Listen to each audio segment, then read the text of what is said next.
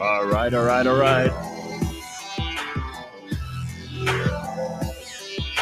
It's back to a 4-day week.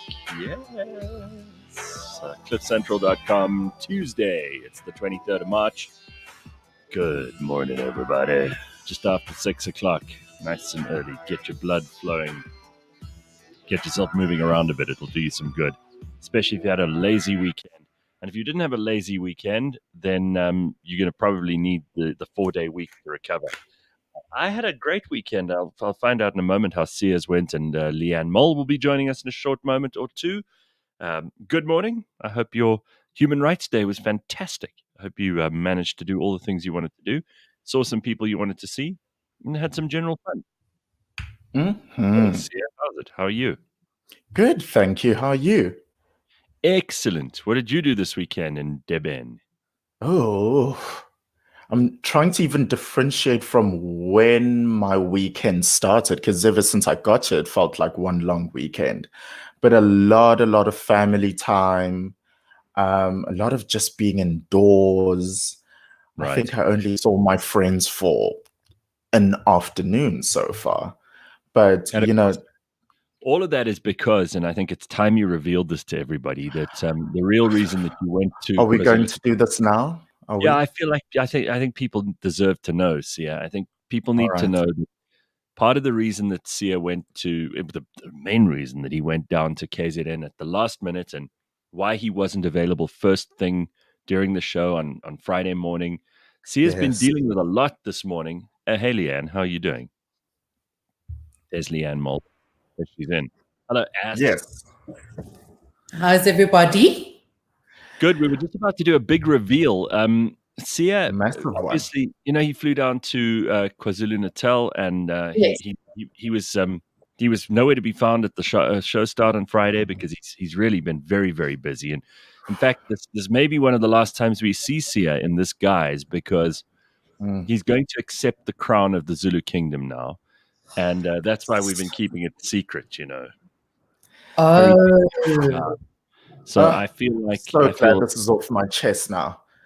I feel we've Oui. needed to just let everybody know this is the real reason he's down there, and he went down in such a hurry, and we just felt we couldn't lie to you anymore. Yeah, that's exactly what's happening now. Bum. wow, Sia. I hope you're ready for all those naked We are breasts. growing higher and higher. Oh yes. Now you're going to have to. I'm afraid, as horrible as it's going to be for you, Sia, you're going to have to be with a woman at least once or twice to produce the heir and despair, and then after that you can go back to being the Sia that we know and love. No. This is a new dawn for the Zulu kingdom. Oh, you're going to keep it. Okay. Wow. Very, very. This is controversial stuff. You're going to make yourself the first gay monarch of the Zulu kingdom, right? I'm ready for it. Will the men be dancing betwixt the reeds without their loincloths? This is what Sia's going to do. Is that what you're planning, Your Majesty? Yes. Like some of those Western restaurants or pubs in the US with the mechanical bulls, that's how the suitors will have to prove their worth to me. They have to ride on cows around the veld, and whoever can stay on the longest, that's my next suitor. That's right. It's called the Nkomo Rodeo, and it will be taking place. Shaka Zulu is rolling in his grave right now. Nkomo Palace. No, there is a quite prominent theory about one of the reasons that King Shaka had no children of his own, and it might have something to do with what Sia is suggesting. Not saying it's true, but it is a theory that some people had, and also he's a real mummy's boy, Shaka. I mean, we know what he did when Nandi died, and there's also conjecture that a lot of these very, very military guys might not have been military guys, but military gays. I mean, that's what happened with. Well.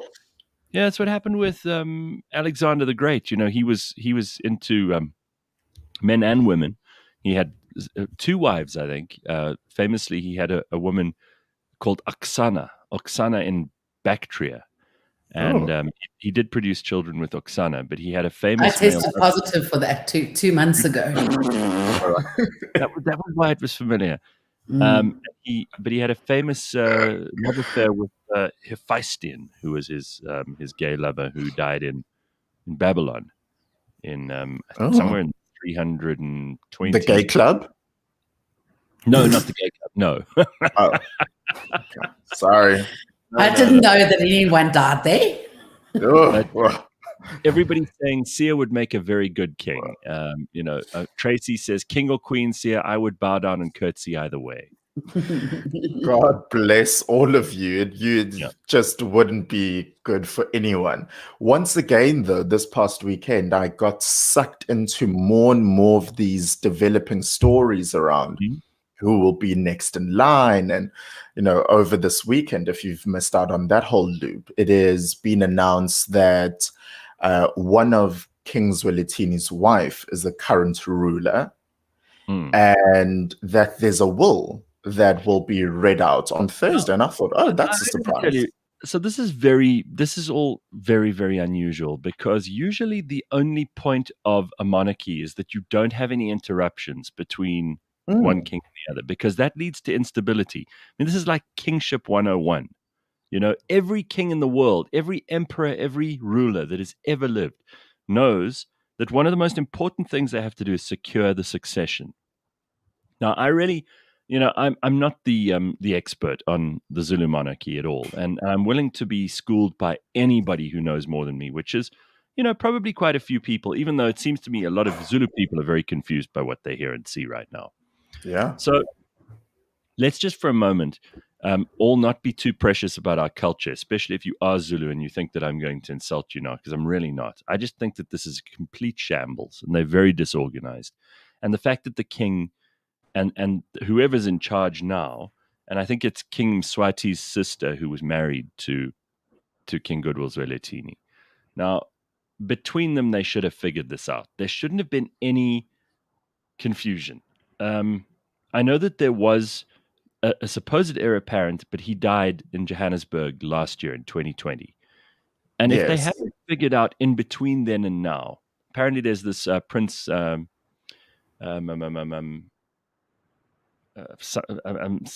or something like that, who is meant to be the next king, and they're talking about him quite a lot as being from the senior house and all the rest. They should just decide, because any instability like this leads to problems. I heard Mangosuthu Buthelezi was not invited to the meeting where the will was read. I've done a lot of history in my life. I've read enormous amounts of history, and particularly about one reign going to the next. And when you don't have clarity on this stuff, it leads to big problems, and it disrupts and it delegitimizes the monarchy. And I think this is very, very dangerous. So it seems to me like the Zulus, really, you guys have cocked this up, because by now we should have known. No, by now we should know. This is really, it's quite embarrassing. And any monarchy in the world is looking at this now going, huh? You couldn't figure out who the successor is. What were you doing the whole time Goodwill was alive? There's always an heir apparent, always. Well, that's part of the conjecture. You mentioned the son who passed away last year. Part of the conjecture right now is that or something like that. I forget.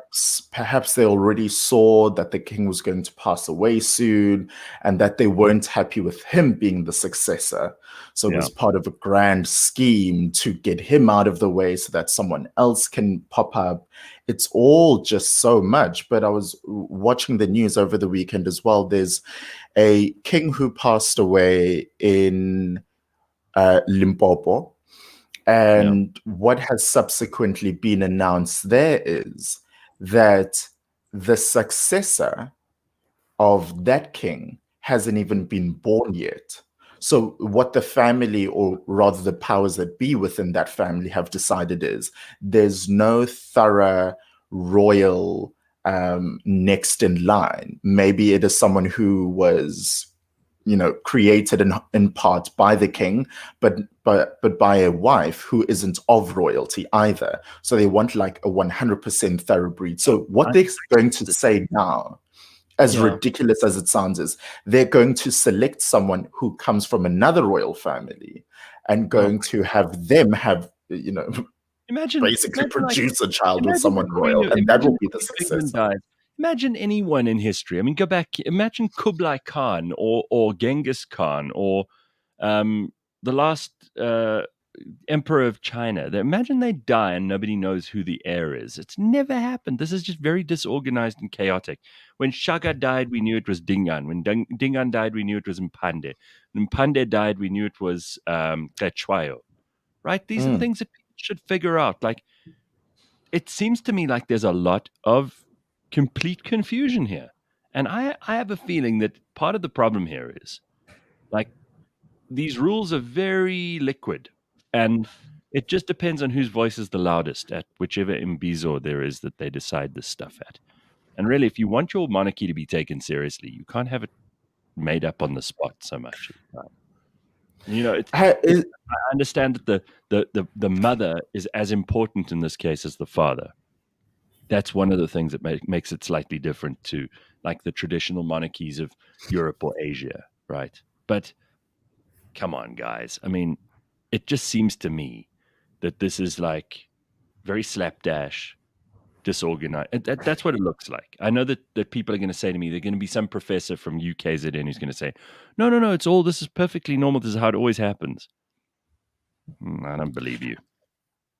Have you ever heard of a will being holding so much power in a royal family before, Gareth? I mean, so either your family is a hereditary monarchy, which I had been led to understand the Zulu monarchy was a hereditary monarchy. What the Queen does in her will is completely unimportant in England. What the Prince of Liechtenstein does in his will is completely unimportant in Liechtenstein. What the Emperor of Japan does in his will is completely unimportant in the Emperor of Japan's will. And what kings in ancient Inca and Maya and Aztec civilizations used to do was completely unimportant. Their eldest son took over, full stop.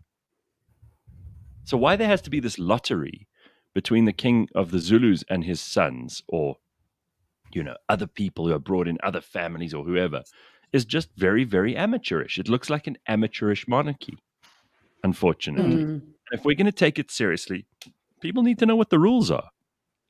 And people have got to know. People have got to know.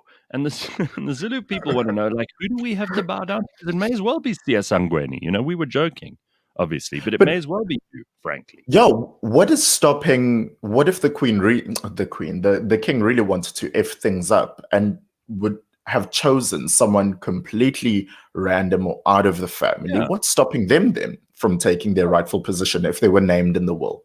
It seems like nothing, because everybody in the know is telling us he could have just decided he could have passed someone on the road 3 Thursdays ago and said, "Hey, you come here." Do you think maybe they haven't been taking themselves seriously enough recently? Well, I mean, listen, let's also be fair. This king revived the reed dance, which was a fairly big deal. But there are only a few things on the royal calendar, and really his role is so ceremonial and so watered down that it has become almost like a decoration. It's not really, he doesn't do anything important, like the king doesn't open the legislature in KwaZulu-Natal. He just basically, he sits at the chair of the Ingonyama Trust, which is important because that's the majority of the property in KwaZulu-Natal belongs to him, and he then allows, like a feudal system, really, his tenant serfs, his people who are tenant serfs, have to, in very many situations, pay him rent in cows or whatever else. But he's in charge of that property, so that's a big deal. But really, it's not a like the king of the Swazi has a whole lot more sway because he's actually the head of state, So I don't know. I don't know what the whole thing is. There's so much bullshit going on as well. Like, honestly, you meet people who tell you that they are experts in this stuff because they grew up in Nongoma or wherever, and they don't even know what the hell's going on. So anybody you see on TV who says they're an expert, I mean, the royal family aren't even experts because they can't decide. They can't get it going. And like, here's the successor. Let's move. And by the way, this Misuzulu, this prince who's supposed to be the front of the line for possible heirs, nobody's even. He's 47 years old. There isn't even a picture of him online. Not even a picture. Sure. You know, like this is bizarre. Can you imagine if there wasn't a picture of the future king of Denmark? Can you imagine that? Like people would go, no, I'm sorry, I don't buy this. This seems like it's dodgy as hell to me. So I'm not sure. But Ntokozo says, I'm going to go ahead and be precious about my culture here. So Ntokozo is offering an explanation. Succession typically does take long, and it is not always the eldest son. It is also it feels like you're using fighting words here, Gareth. No, not at all. I'm a massive fan of monarchy, and I'm a massive fan of Zulu history. That's why I'm interested. I would just dismiss this and, say what, like, I suppose a lot of white people who don't care about this might say, and that is, they must just do their thing, racists. And they'll say, I can't believe these Zulus are just messing around like this, and dismiss it out of hand. I've read about this, man. I'm interested in what's going on here. I'm genuinely fascinated by this because it is the first Zulu monarchy to have changed hands during my lifetime. And King Goodwill Zwelithini has always been the Zulu king during my life. So this is the first time it's really come up.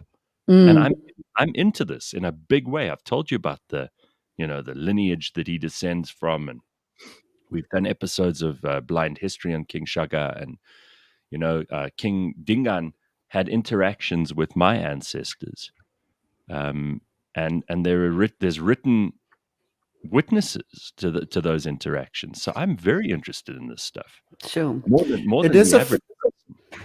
It is a further surprise to me, given how old the king was, and given the fact that he was ill for a long time. Because compare it to my family and yours.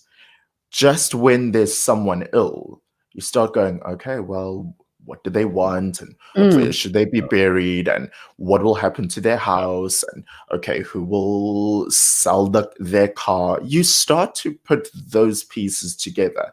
Now, when the whole Zulu nation is at stake, well, you'd think I'm very surprised. There'd be a bit of planning, because my whole point is this: when there is an interregnum, which means a space between two reigns. Oh, word of the day. Yeah, people start to play around with options, and many would-be aspiring kings suddenly pop their heads up over the parapet wall. Like I hear King Goodwill Zwelithini's one younger brother has suddenly started speaking up quite a lot. So he becomes, a front runner. And then you're going to have infighting, and have people backing certain. The Wars of the Roses in England was all about this, is that the succession wasn't obvious. And as long as the succession is in abeyance and nobody knows who the king is, it makes things very unstable. It delegitimizes the monarchy. So they've got to sort this out. And there shouldn't be any reason for a delay. There shouldn't be any good reason for this stuff to be messed with, taken. Maybe this is why the Zulu monarchy is a shadow of its former self, because they mess around with succession. If their rules were just a little more clear, they would run this operation a bit better, and people would know, okay, after this king, this is the king to deal with. So that people know the court is with this man. We take our problems and our complaints and our issues to this man. That's the whole reason to be a chief, is to sort out the community's problems. Right now, they have to go to the Queen Mother, who's regent, but she's clearly like, there's a whole lot of stuff here, because also, women are terribly important when it comes to which house they belong to. And that's always been part of the story in Zulu culture, and particularly Zulu royal culture. And this queen is the sister, as I said, of King Mswati. So she's like twice royal. So obviously her children are at the front of the queue. The other kids, Then I wondered why they don't just let her rule, or they aren't ready for that. No, I mean, there's never been a queen. There's never been a queen regnant. So I suppose maybe there's it's male primogeniture only. There's some countries that have never had female rulers that won't. You have to be a male descendant of the family.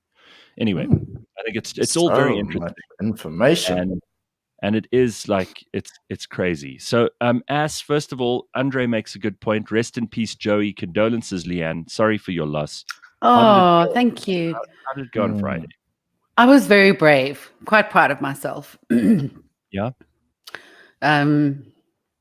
Yeah, it was easier than I thought, and I think it's because he was so ready to go.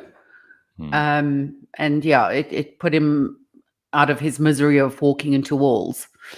Yes, now I am just a cat lady, purely. I don't have a dog anymore. That's right. So now I'm officially, and I don't know who does the titles on our show here, but it's they're exactly right. They're pretty apt. There's the cat. Shame. So I mean, she's next, by the way, on the chopping line, on the chopping block. No, Leigh-Ann, don't speak and think like that. She is. Shame. So Leigh-Ann, was it at least was it a very peaceful and kind of good goodbye? I say good in inverted commas. I don't know what the word is to use there, but like a sad but Usually friendly parting. I mean, did Joey go peacefully? Yeah, he did. Definitely. And it was the first time he's ever been that still for that long. So I felt my immediate reaction when I woke up the next morning was I could actually walk to the kitchen and pack the dishwasher without him thinking he was getting food, because he always thought he was getting food permanently. So I felt a bit of freedom in that.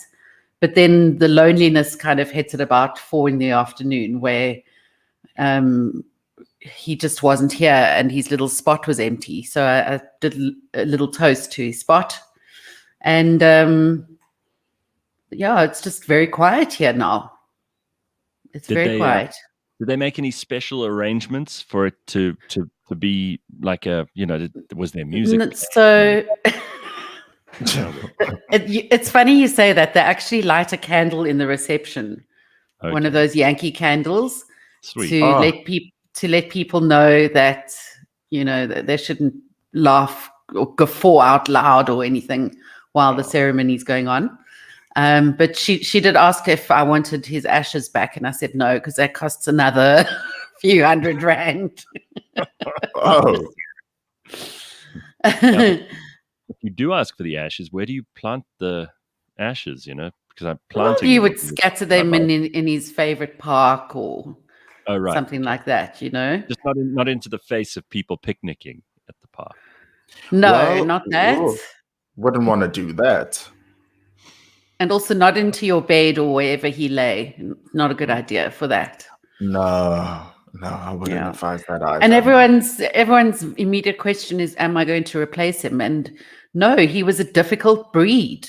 There was a reason why he was given up and why he was at a dog shelter. Yeah, very difficult breed.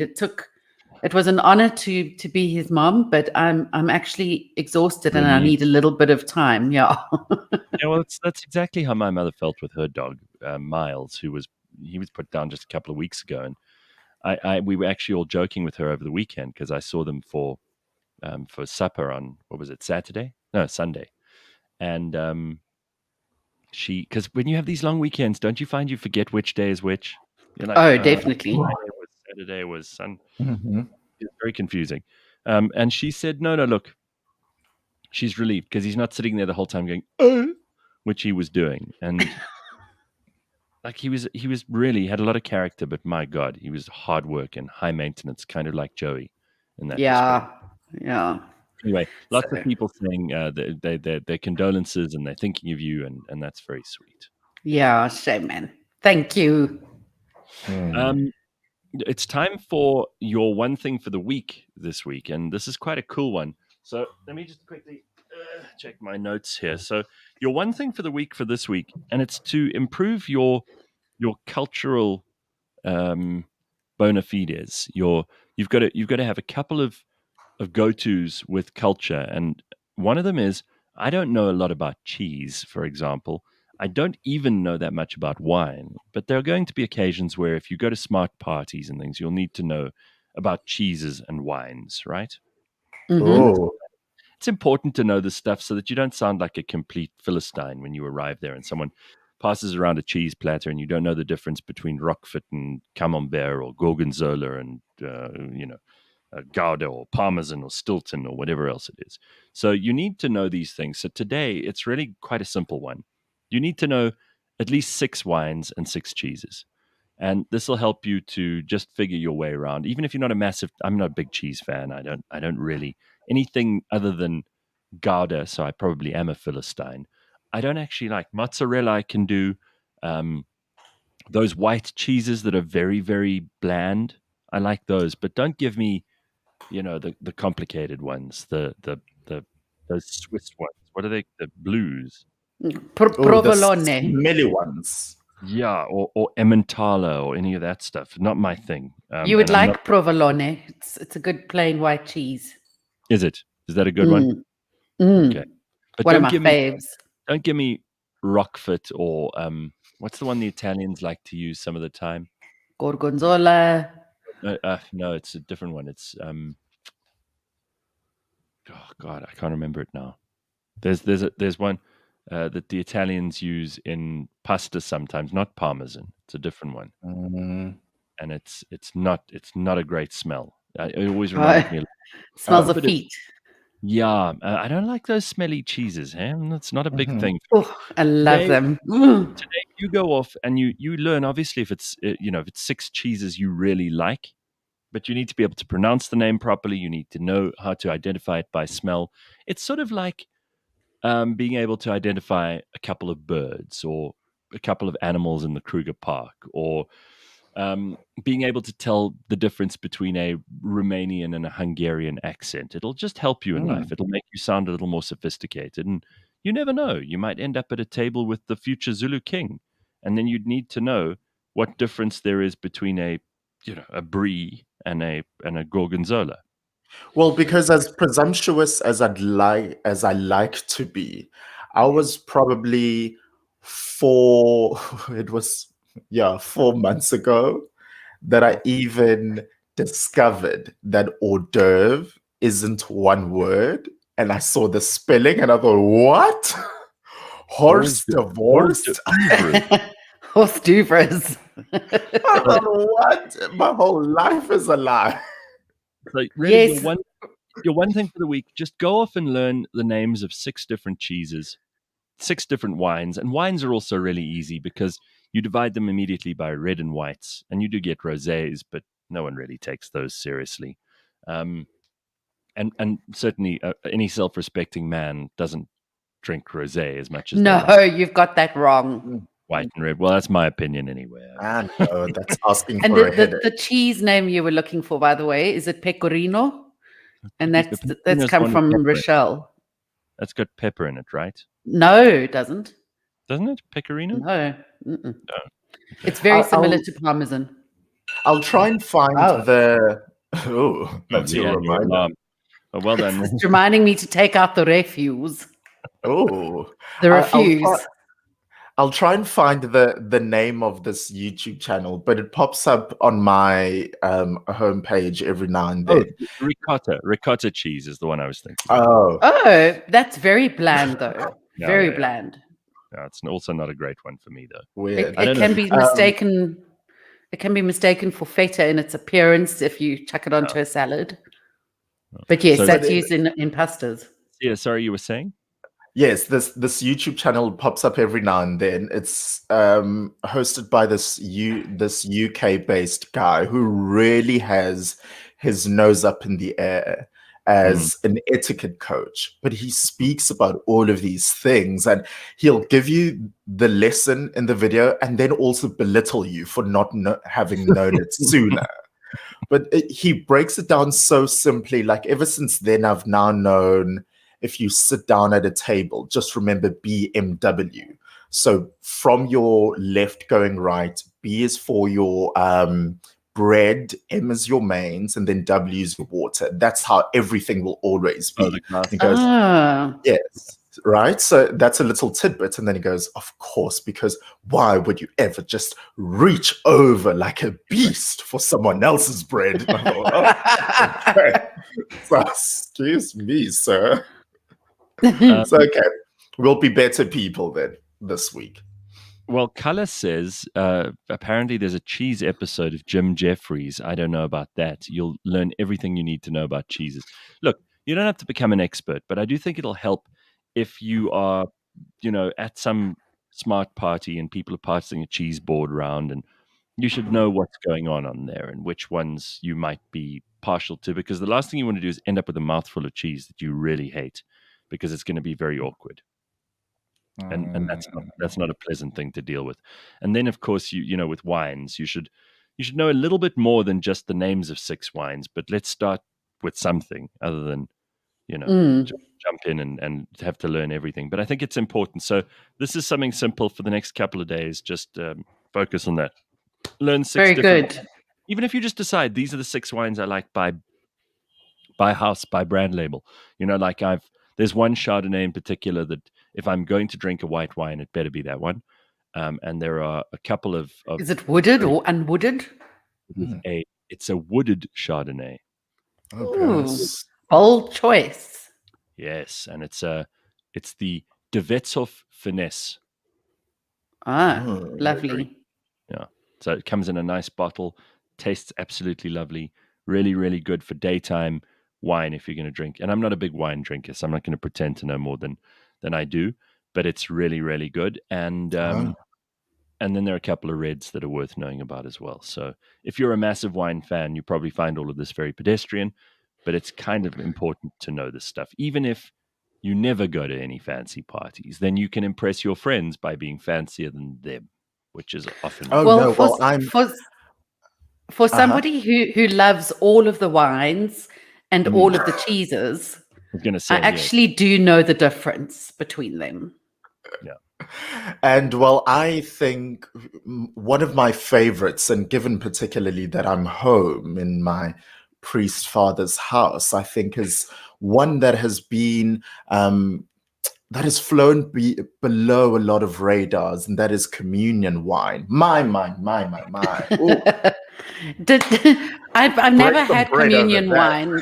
It's always been grape juice. No, I'm joking. By the way, you also, being in your father's house and him being a priest, he also, his favorite cheese is, isn't it cheese's crust, which is the cheese from Bethlehem, the famous cheese from Bethlehem, no? Yeah. I'm sure it is. Tracy says one of the best experiences you can have is to go on a wine tour with someone who really knows their stuff. Yeah. Absolutely.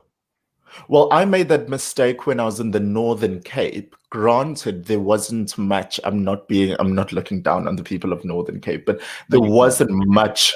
Everyone looks down on them. There wasn't much to do except to tour the wine farms there that I was surprised. Actually, there are quite a few of. And we booked our mistake. We booked a whiskey tour and a wine farm back to back. Oh, no.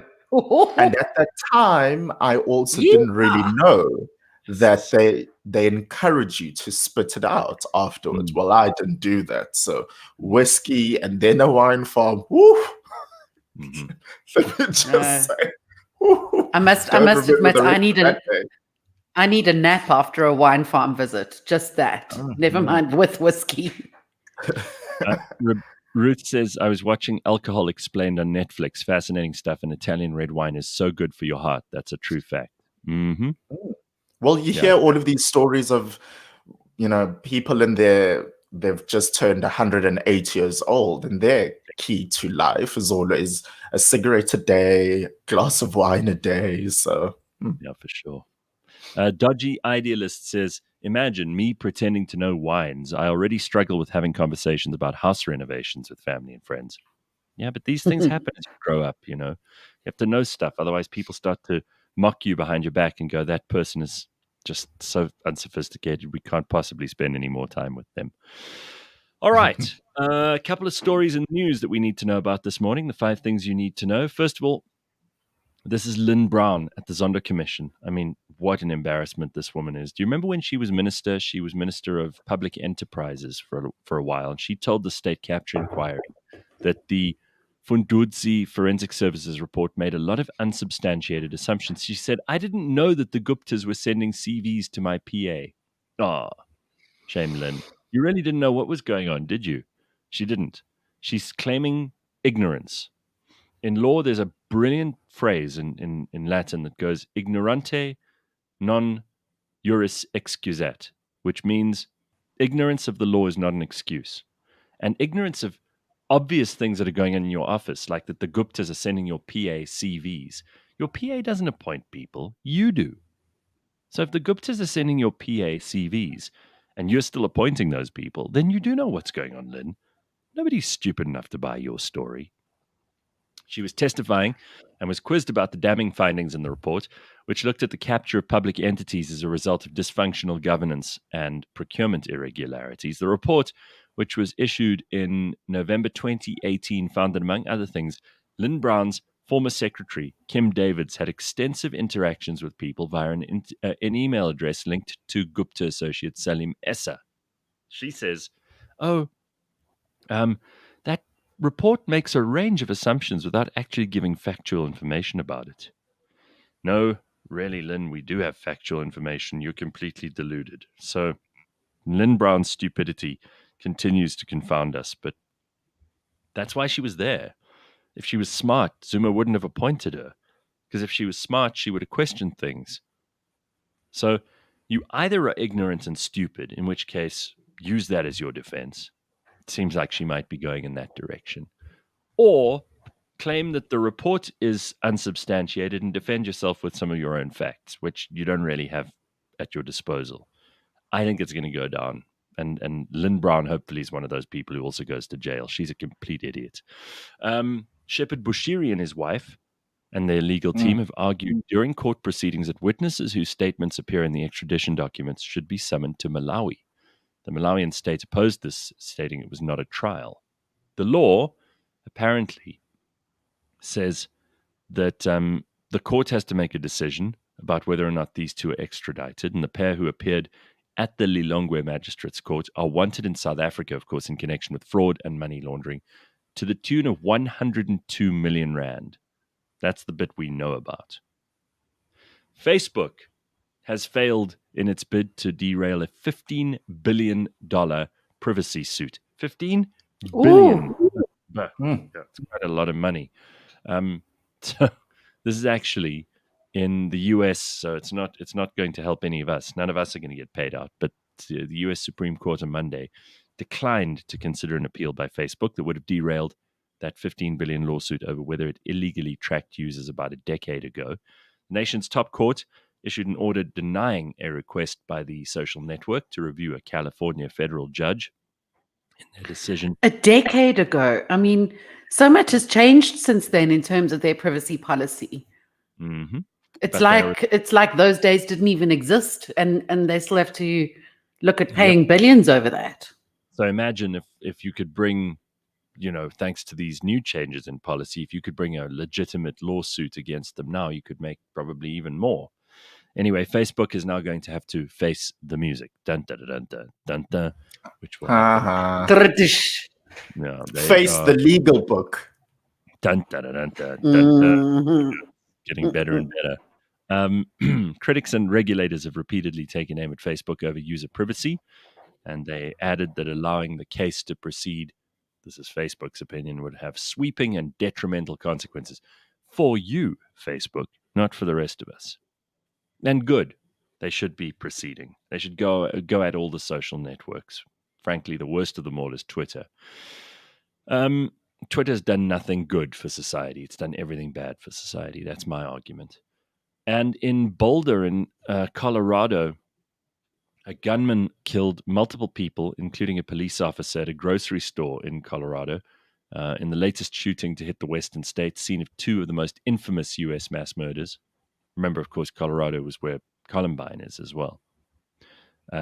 One person of interest is injured and in custody, the police commander told reporters, following the incident at the King Soopers store in Boulder, some 30 miles northwest of the state capital of Denver. We have multiple people who were killed in this incident, and I'm sorry to report one of them was a police officer.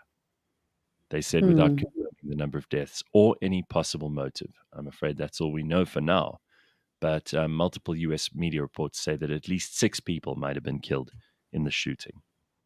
So these things, I hate to say it and sound like it's blasé, but they happen in America, right? This is what happens.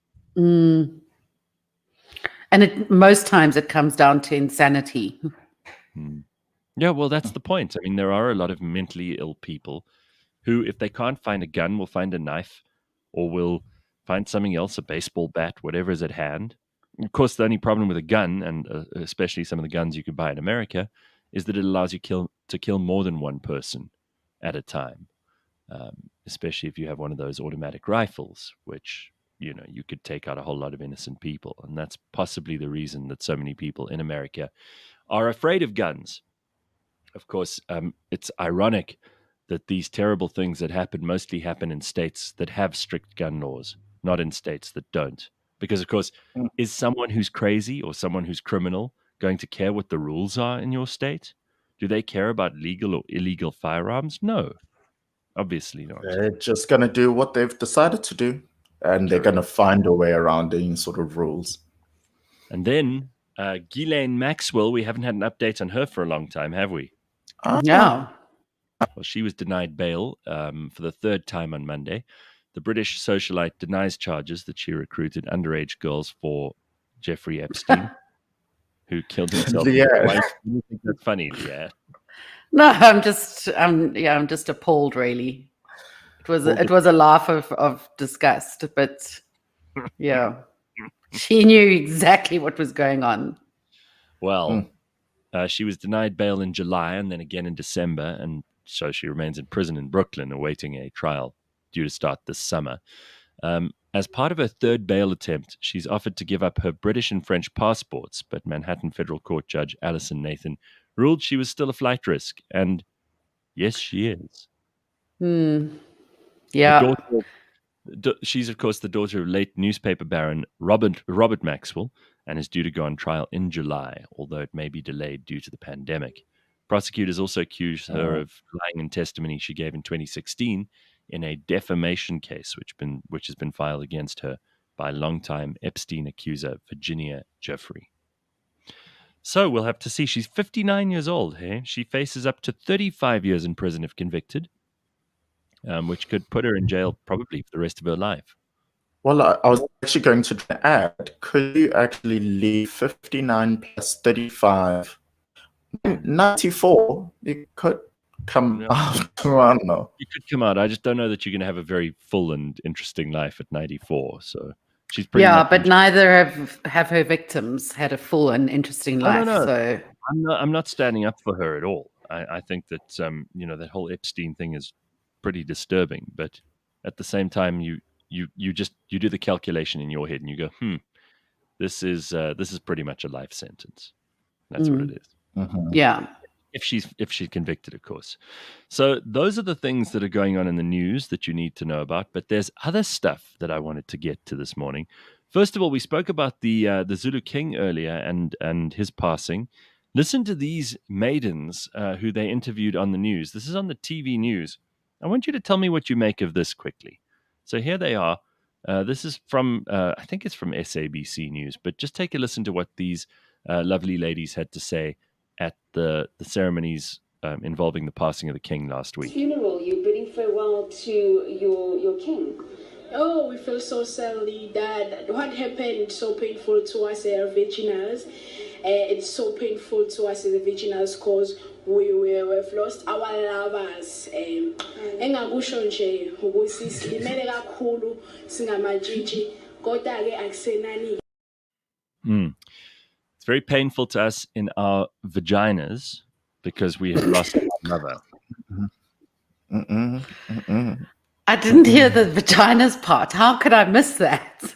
I'll play it again because it's worth listening to. I mean, Here they are again. Just listen carefully. This is how they interpret. Listen carefully. Listen properly. Funeral, you're bidding farewell to your king. Oh, we feel so sadly that what happened so painful to us originals.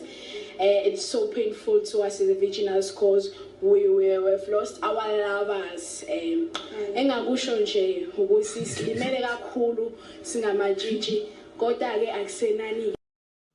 I'm going to translate, please, here for the last bit. Or do you refuse? There's no way to translate that. It's like they just chose the wrong women to talk to at the funeral, I'm afraid. Oh, my gosh.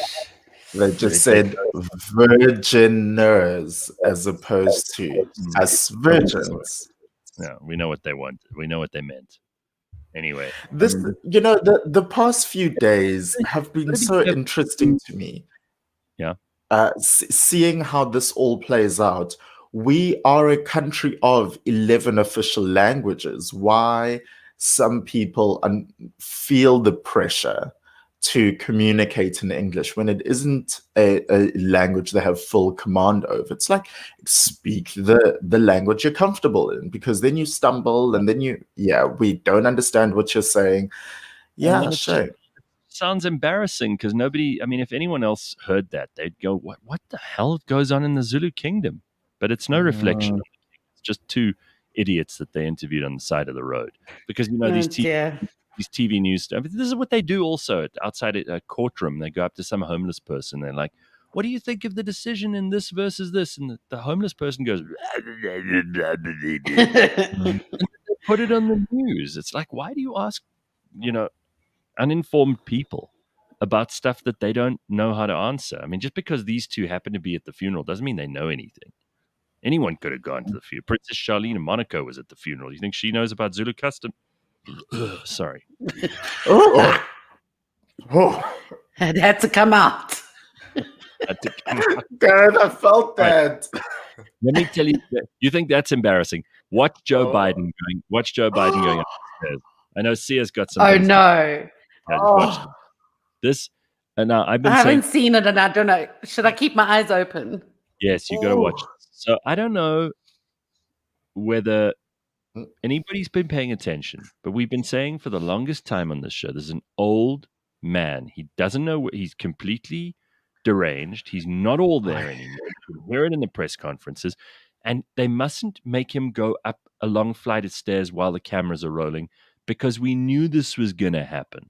It's embarrassing, and the whole weekend was just memes of Joe Biden falling up the stairs, not falling down the stairs. Falling up the stairs, which is, falling up the stairs is like a grade worse than falling down down the stairs. Gravity's doing most of the work. Falling up the stairs, you're actually you're out of control. Look at this.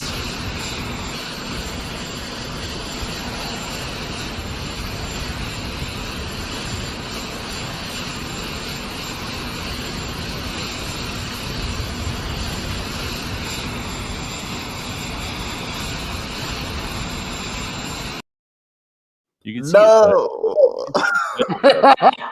it's really bad. I mean, I don't know how they're going to fix this, because you've got the oldest president ever, okay? And there was a big issue. I remember all the news networks making a big fuss of Donald Trump at some rally where there was it was a ramp that was probably it was at a slight angle, and then he kind of slipped, but he managed to grab hold of the rail and pull himself up again, and it wasn't nearly as bad as this. But of course, none of the networks are commenting on this at all, because they're all in the tank for Biden. So when I see that, I just feel sorry for him, because he obviously hurt himself. You could see by the way he's walking afterwards that it didn't go, it didn't go well, and he's going to be in some pain. He must have got up to the top of the stairs and gone, fuck. You can just imagine. What gets me is that reassuring salute when he gets to that top. He wants to make it seem like he has it all in control. No, you don't. So you fell. It was almost as if he didn't realize that it was noticed. And he did. He fell 3 times, everybody. Let's just not forget that. It wasn't just one fall. It was 1 and then 2 was worse, and then 3 was the worst of all, because 3 was where he really hit his knees on the steps as well. So, or even his shins, by the looks of things. It's really bad.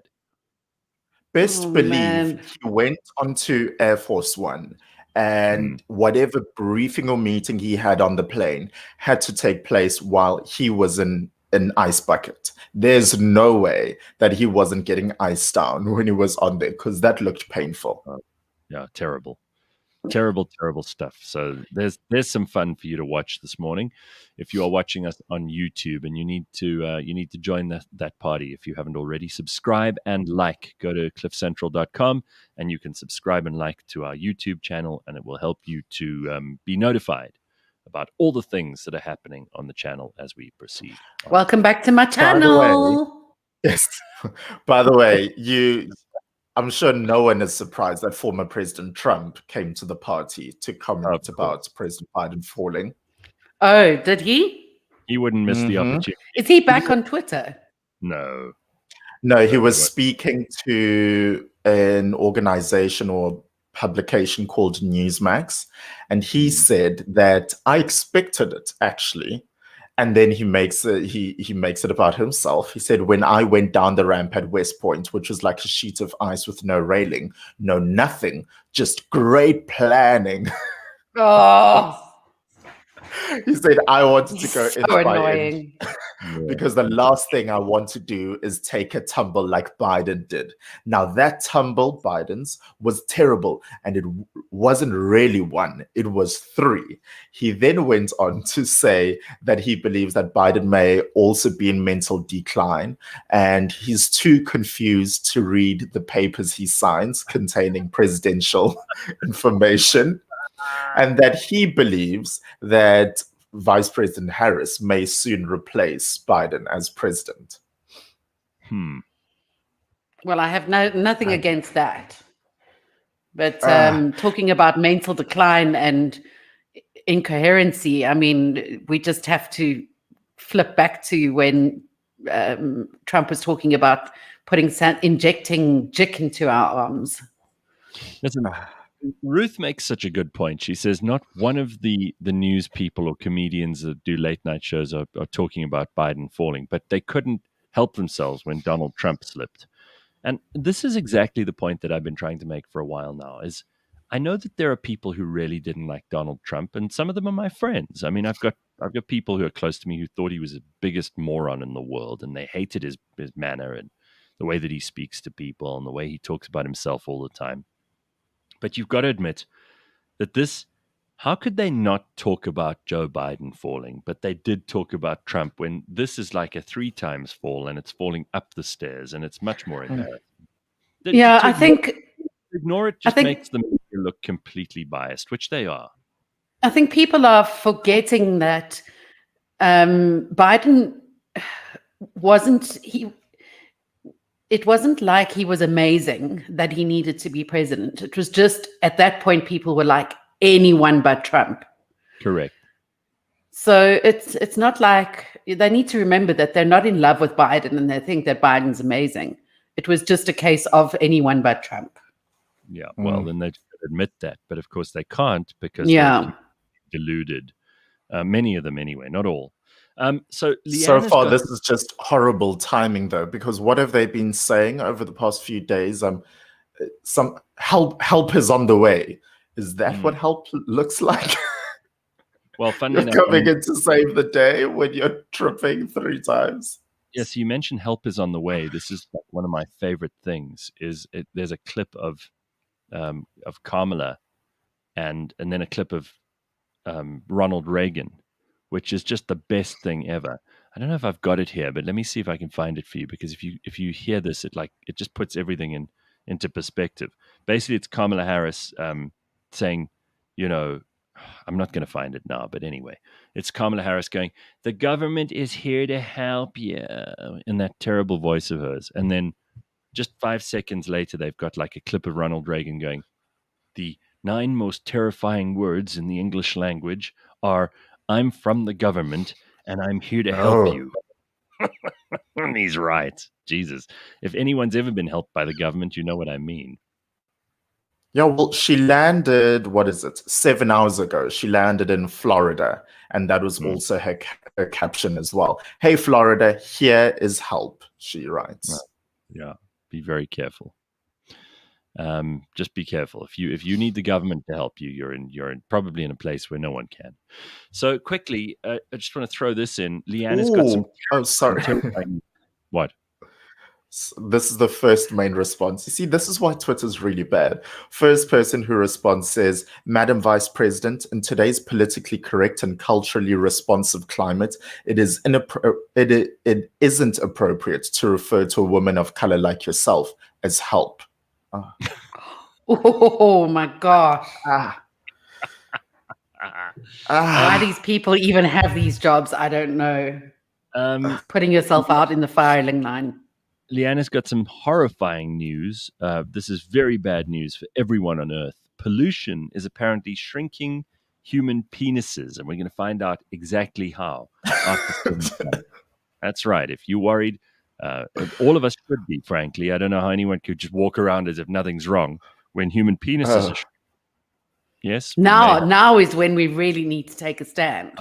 Right. Now is the time for us to take stock, Leigh-Ann, frankly, of our penises and figure out whether or not we are one of the ones who's being affected by this, because it seems everybody is, and this is bad news for humanity.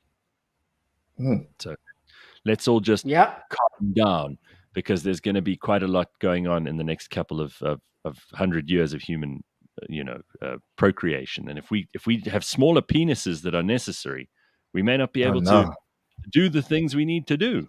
And that could be very devastating for our whole species. So we'll find out exactly what's going on. But Leigh-Ann's got that story, and she's on top of it, which is obviously something that she is particularly expert in. There's a joke there, but I will not acknowledge it.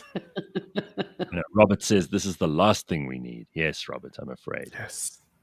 And Dogos is also worried. He goes, "Oh snap! How do we fix this pollution issue? We cannot allow for this to happen." Absolutely. If anyone was ever going to buy a glass straw, now is the time. That's right. Look at all of these new anti-pollution and climate change activists we have in 2 seconds. Yeah, this is what Al Gore should have done.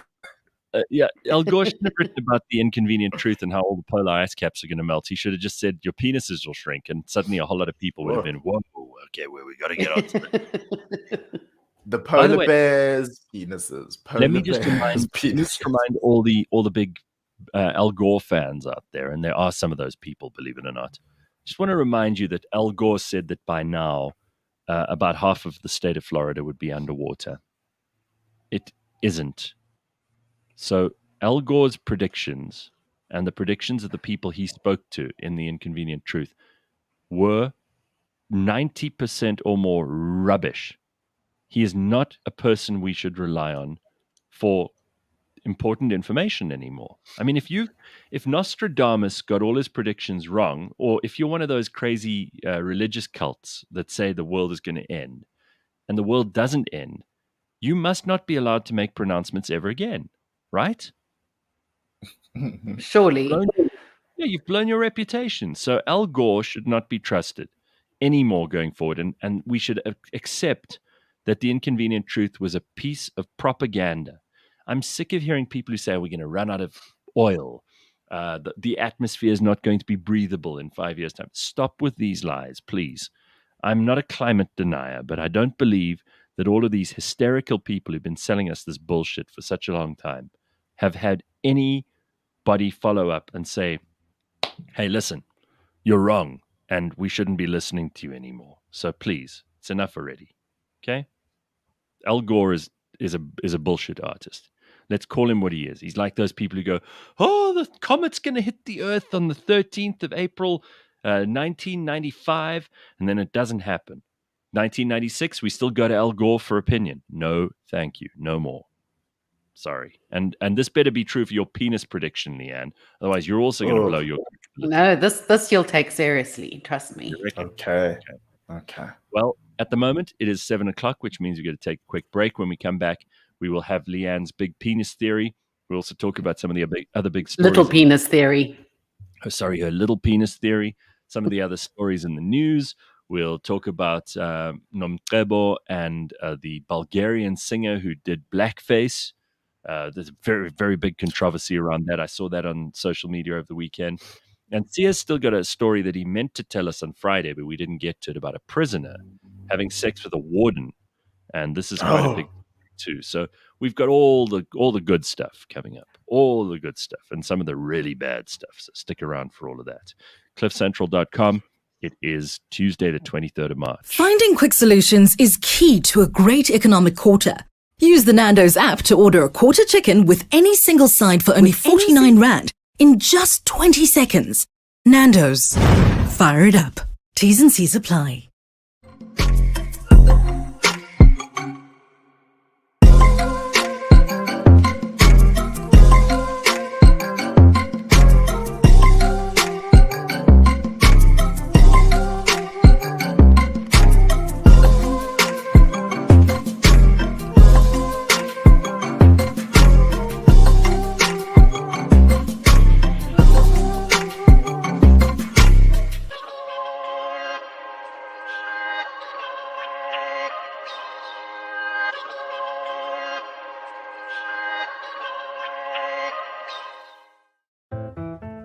Do you grunt when getting out of the car?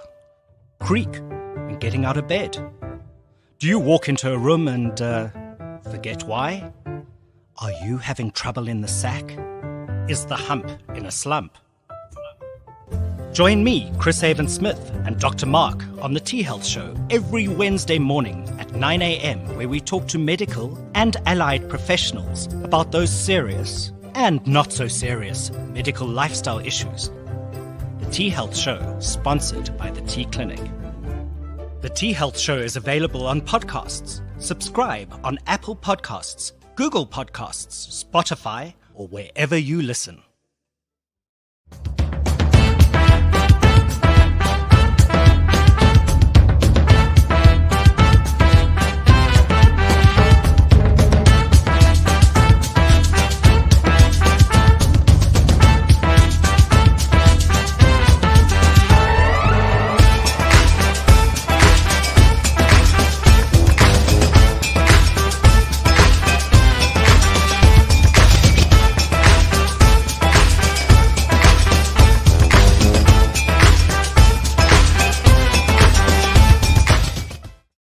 The world's apex predators have fearsome reputations, so it's hard to believe that some of them are facing a fight for survival. In Gansbaai and Valsbaai, white sharks are almost completely disappeared.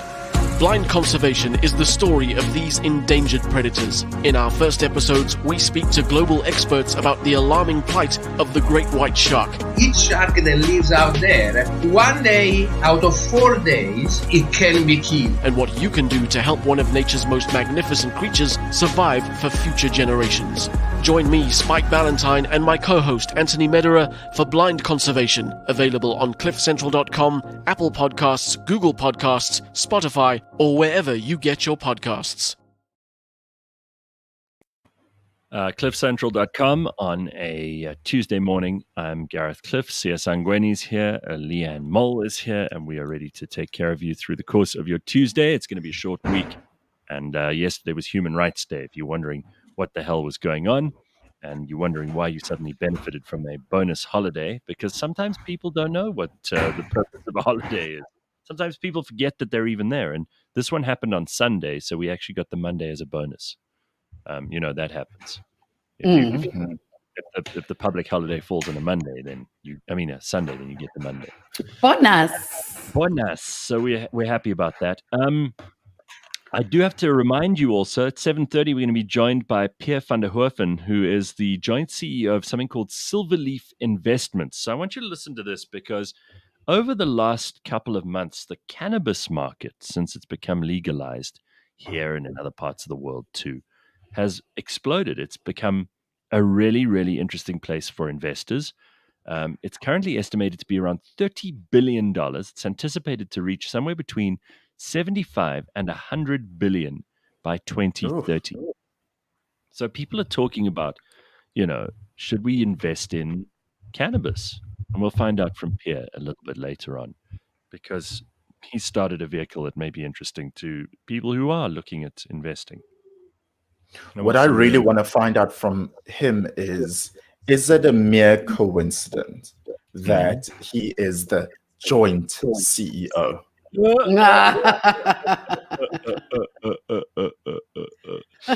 Sorry, back to you being serious, Gareth. Of course, let's be serious. Nice.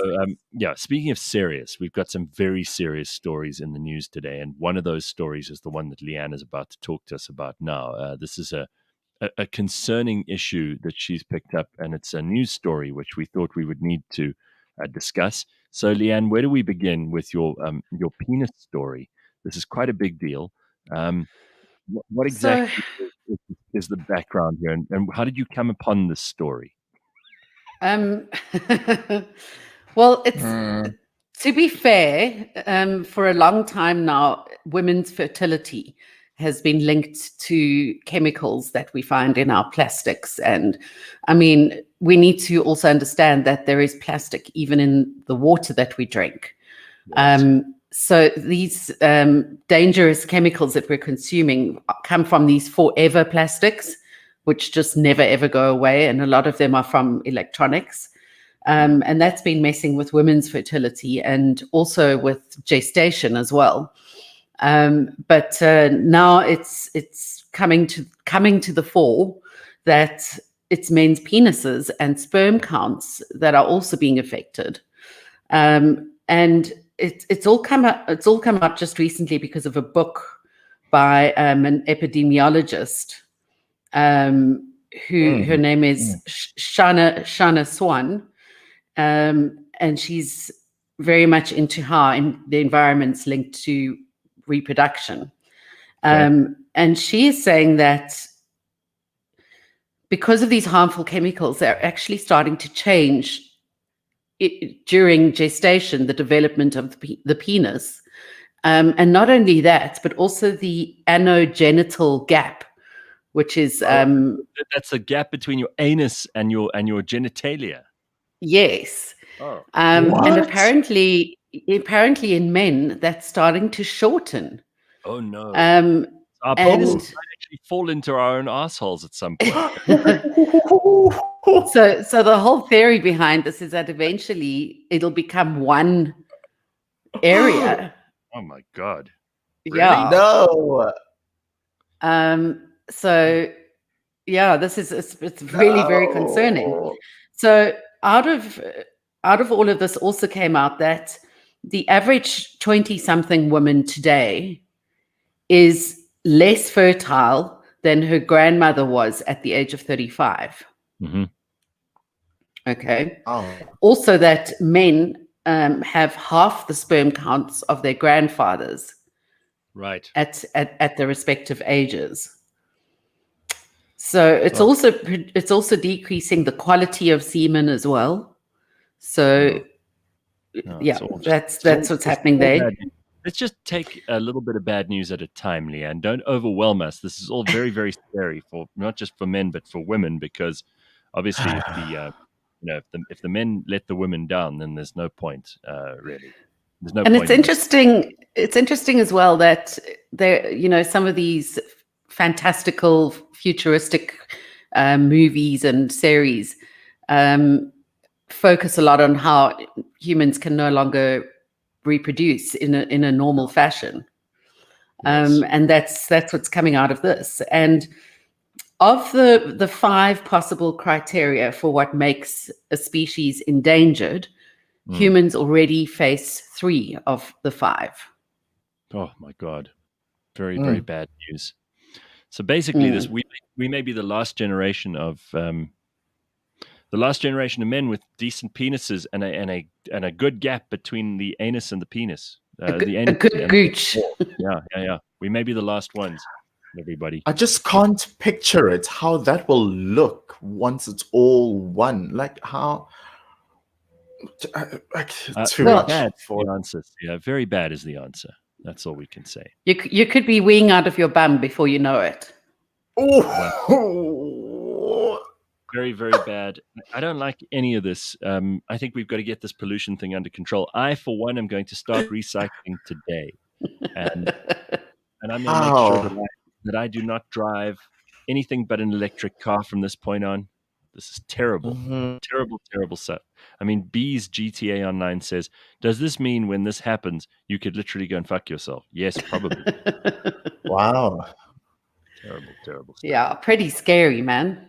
I don't like it. So not one bit. There's a lot to think about today. All right. I do want to talk about something that happened on the internet because I love these internet non-controversies.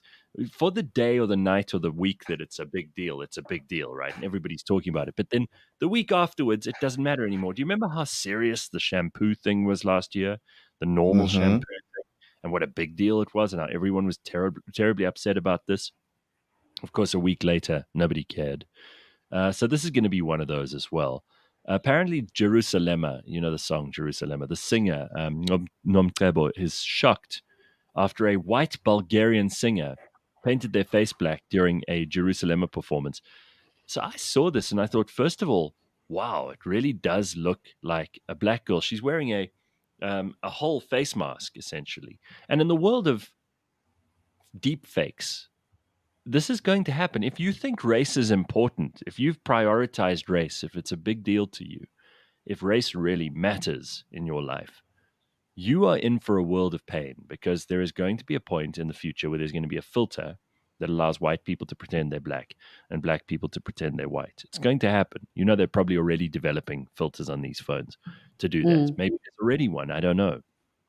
You know that deep fakes are going to allow you to go back into the past, take photographs of yourself and change your race or change your gender.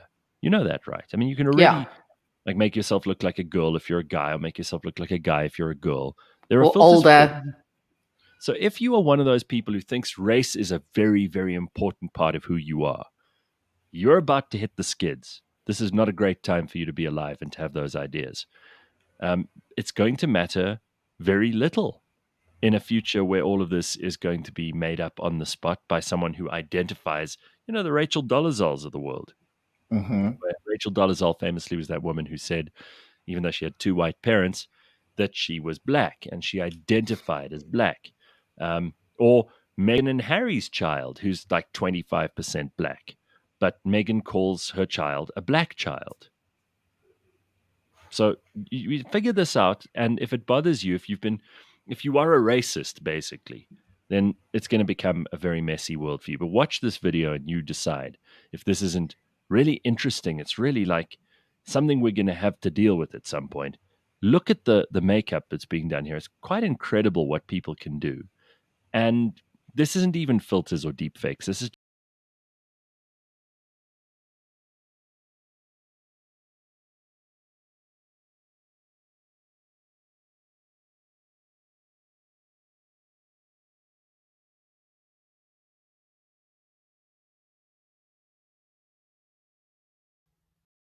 That's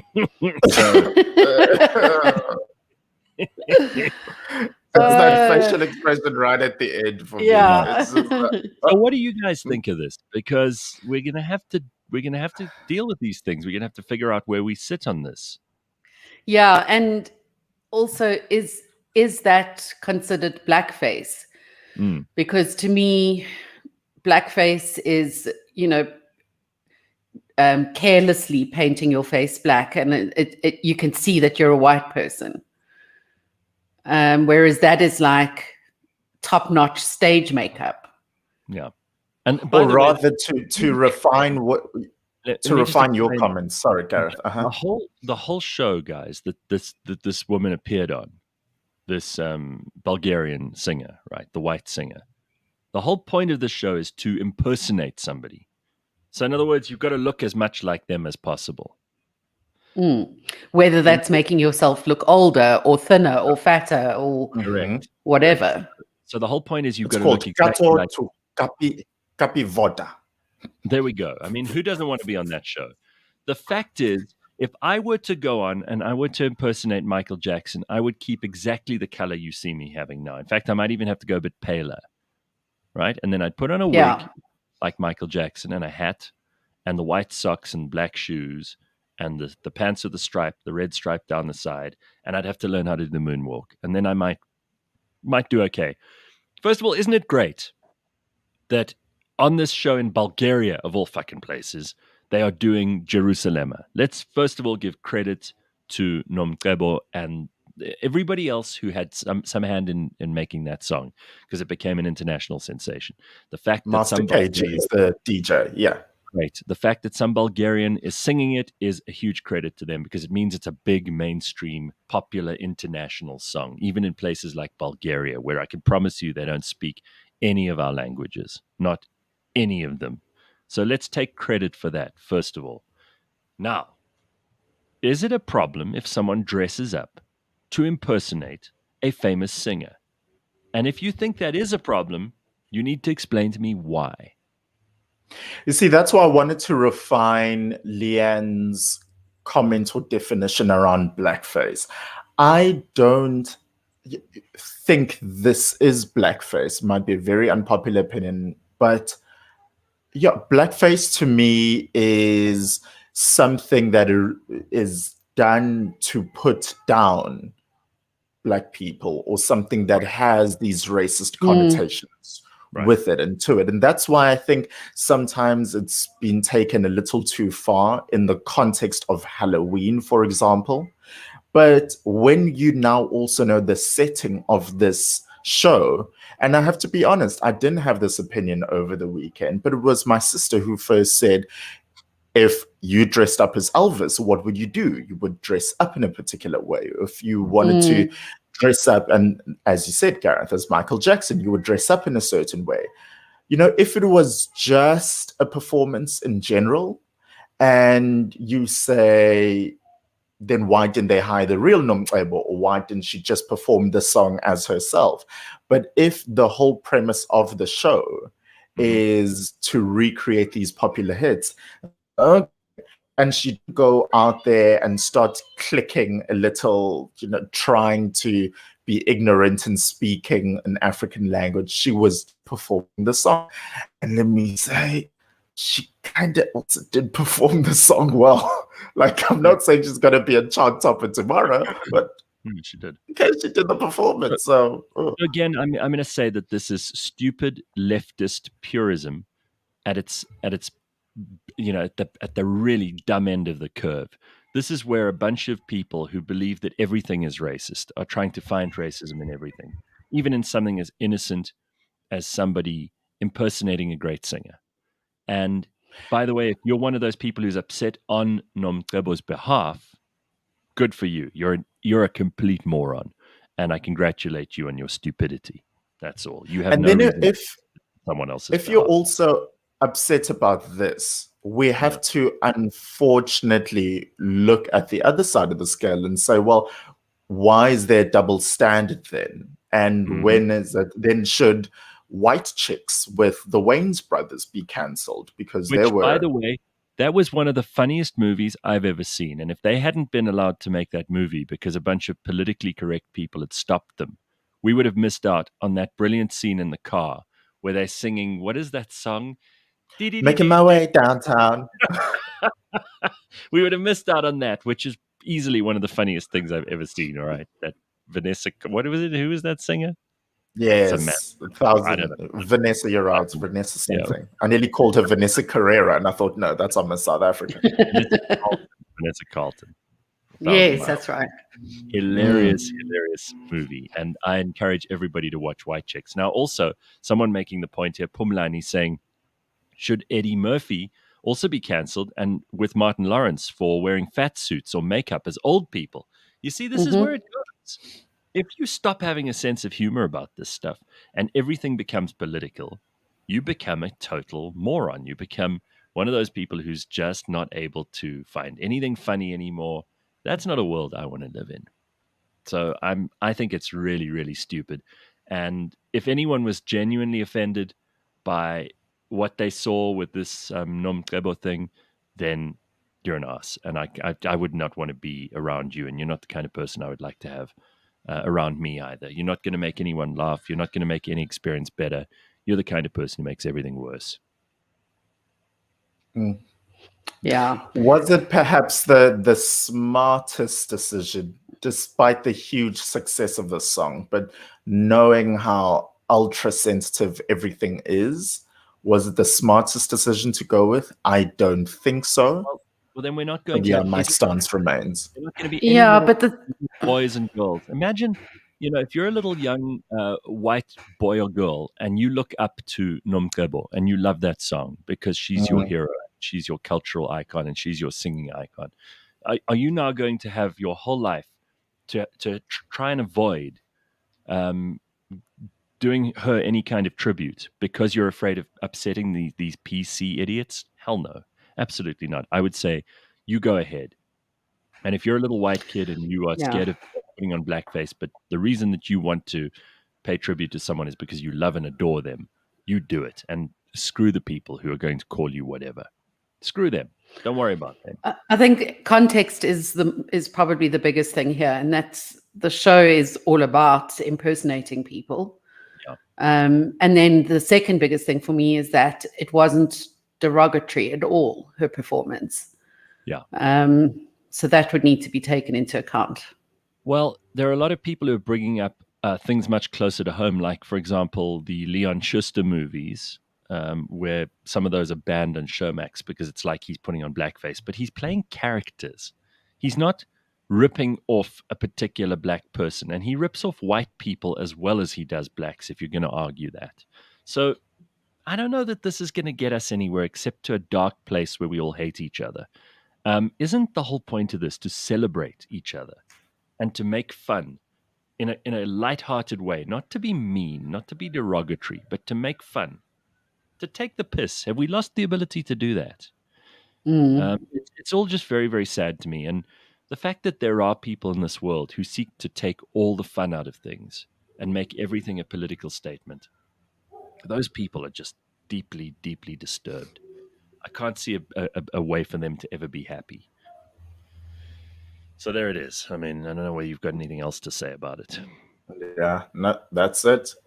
That's it, huh? What a long, eventful weekend. These are all just things from the weekend. So much happening. Yeah, it really is. So, Sia, please tell us about this prisoner, because that was also a big... more from the weekend, yes.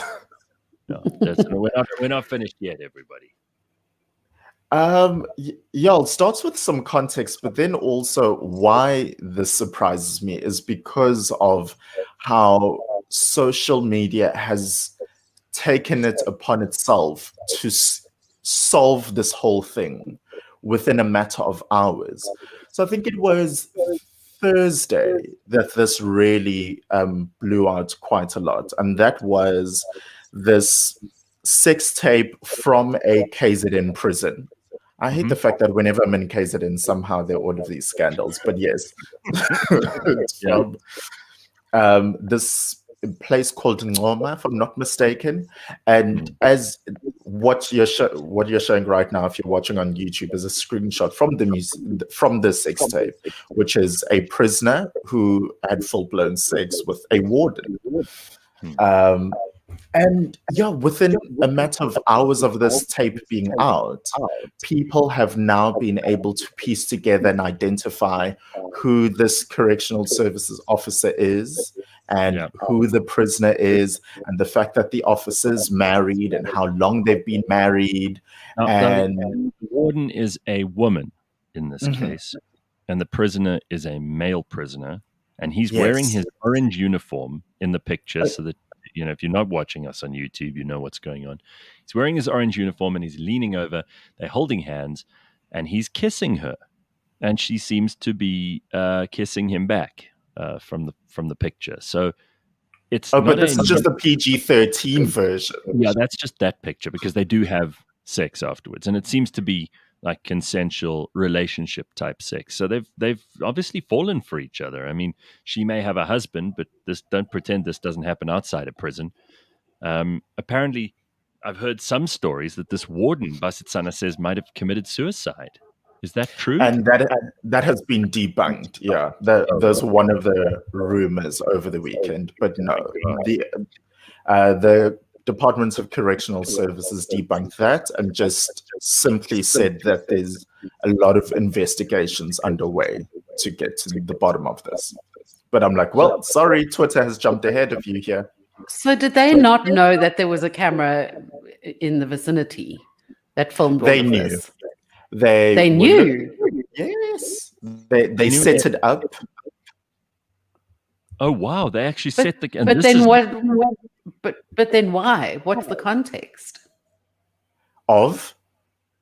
Why would they want to film themselves having sex?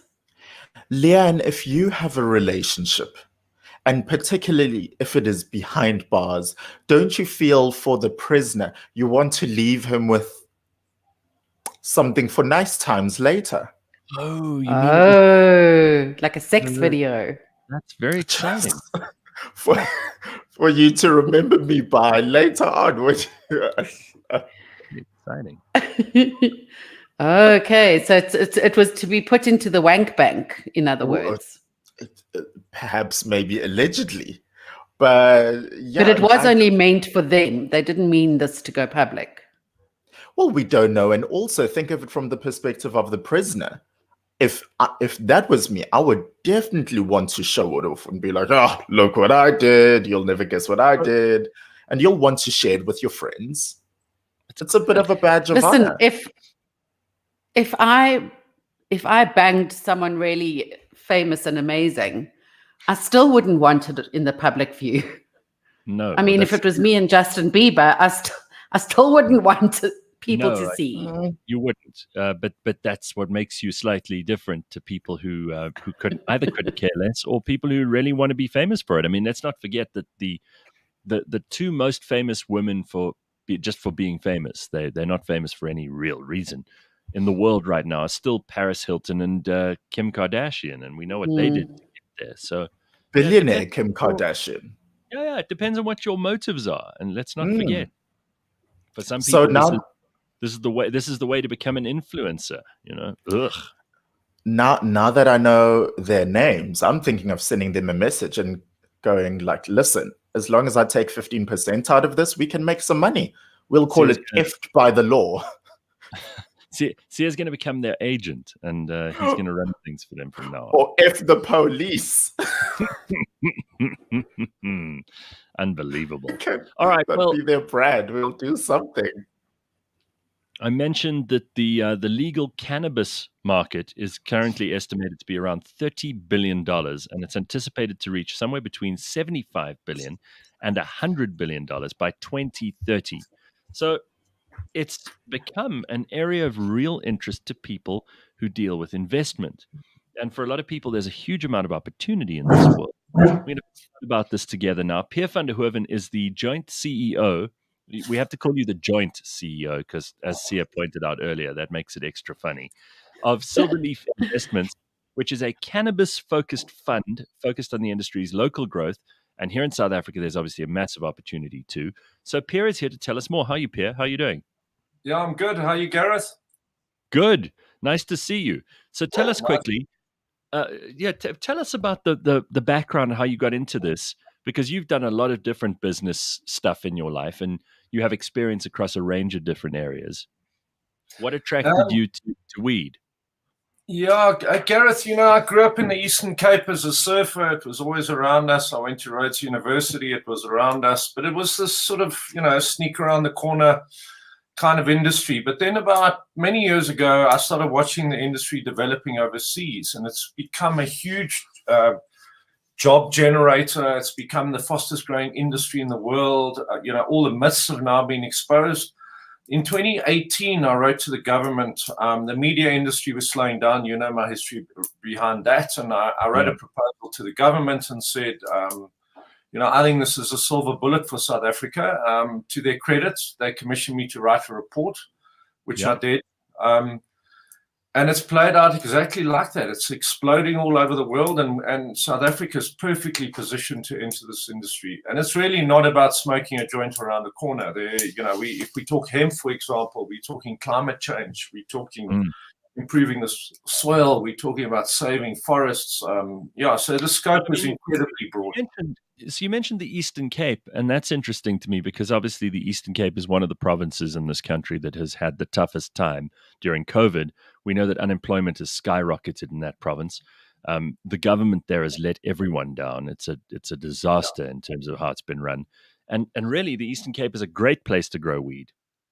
It's got almost the perfect climate. We grow some really good stuff down there, apparently. And we've got people who already are growing it in a subsistence manner, and they could find ways to make themselves really economically independent. This is surely something that the government should prioritize. Well, actually, they have. If you've heard feedback from the East Cape Premier, now all the premiers actually are saying that they're seeing this as a really important area for economic growth. Yeah, the Eastern Cape, it's called the Dagga Belt for a reason. There are hundreds, maybe thousands of farmers there that need to be brought into the field. So on the one hand, you've got the economic cluster going, let's do it.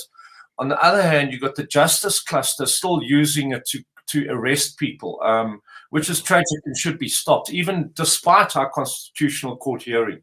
So yeah, it really is a silver bullet for the Eastern Cape. The trick is, how do we bring the illicit market into the legal market? And there the answer is very simple. You build a value chain so that they can sell their produce to a legal producer. So we feel very strongly that the potential in the Eastern Cape is massive.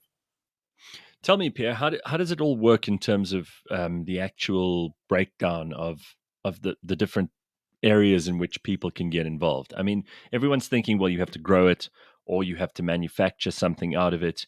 But there are many more phases to this. There's obviously a value chain that is built up over, the course of the production, the seed stage, the different kinds of things that can be manufactured. And then, of course, merchandising, sales, ultimately marketing, and then the stage of investment where, your company is obviously looking at getting much more heavily invested in various stages of that value chain. Tell me how you see it playing out. Yeah, so the value chain, quite simply, is put plants in the ground, take them out the ground, process them, turn them into products, and then create brands. So very simply, that's the value chain. So the first step is getting plants in the ground, and we've got a couple of categories. So if you want to just smoke weed, it's already legal. You're allowed to grow for private use, but you're not allowed to sell. If you'd like to get into the medicinal cannabis area, then you go to SAPRA, you get a license. Barrier to entry is high, it's very expensive. We're waiting for legislation, and this is the tragedy we're living with right now. The hemp industry's been put on hold for almost a year now while we wait for legislation. So when that opens, we're going to get hemp plants in the ground, and then we've got to process the fiber. Once we've got processing factories, then we can start processing further, creating products, and finally brands. So the long-term vision is certainly to beneficiate in South Africa. We don't want to be turned into farmers again.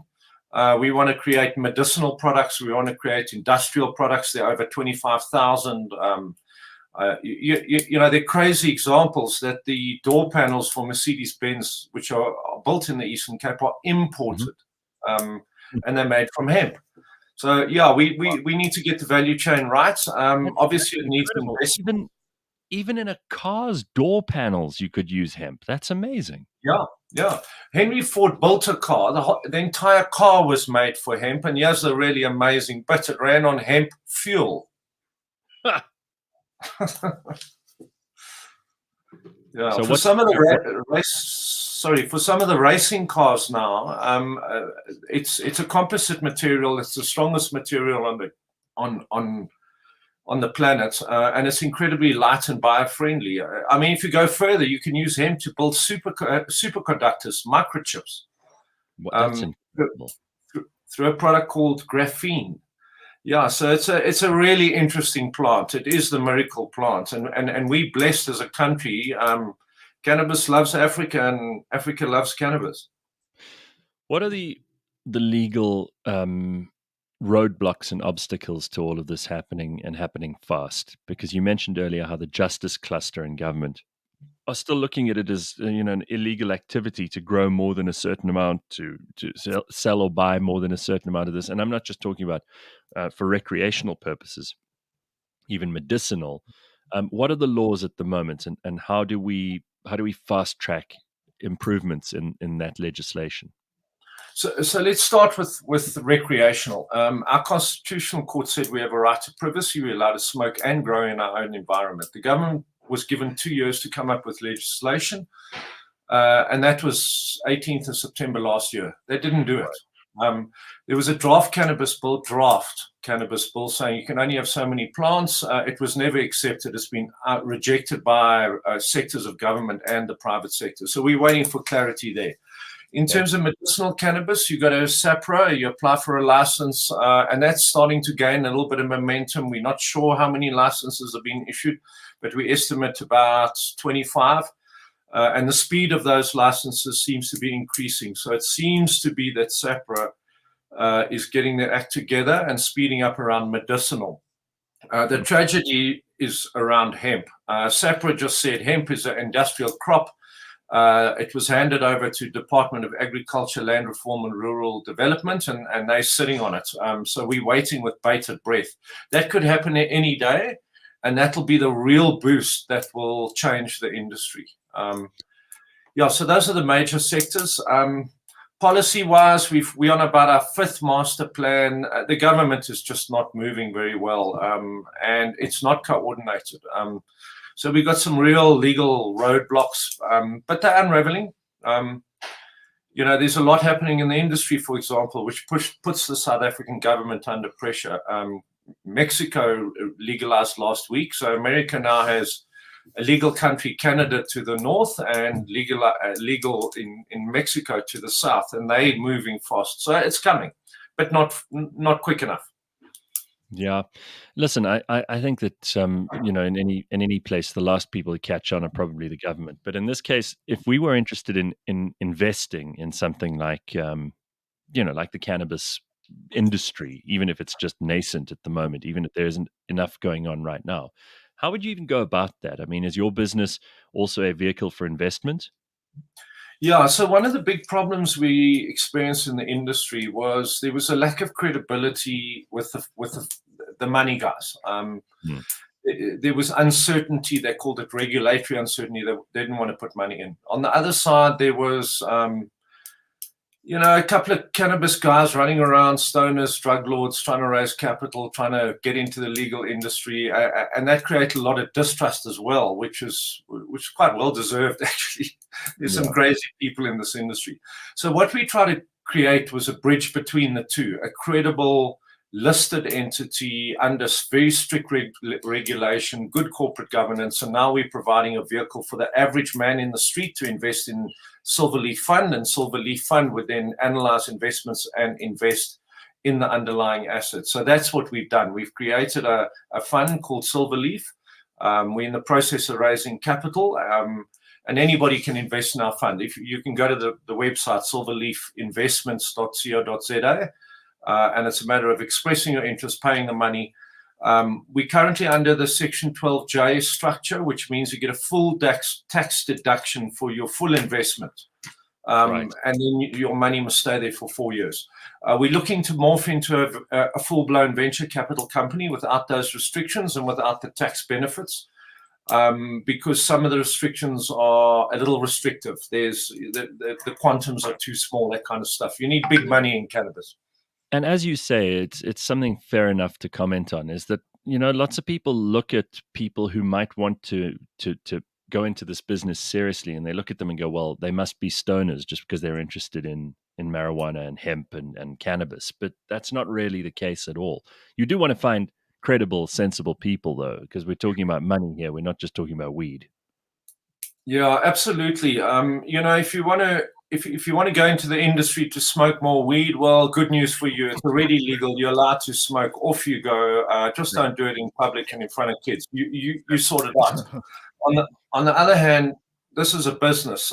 This is a very high-tech business. You've got companies in Canada that are worth billions of dollars. One transaction, $7.3 billion US. The industry is now heading towards $100 billion US. These are big numbers. This is proper business. This is guys with white suits and PhDs. This is not a mess around. This is a real industry. Well, listen, thanks for filling us in on the details of it. I wish you guys luck. I think it's a terrific thing to see opportunities like this and to get stuck into them ASAP, because, if you're in early, you end up making most of the money, as they say, that, you get in on the ground floor, and then you could seriously go all the way up with the lift. And before you know it, you could make yourself a fairly wealthy individual out of this burgeoning new industry. And Pierre, well done to you guys for jumping on that bandwagon early on. Yeah, and nice to see you again. Yeah, you too. Thank you, Gareth. It's always a pleasure to be on your show. Thanks, Sia. Thanks, the Cliff Central. Leigh-Ann. Yeah, no problem. Yeah, we're all here.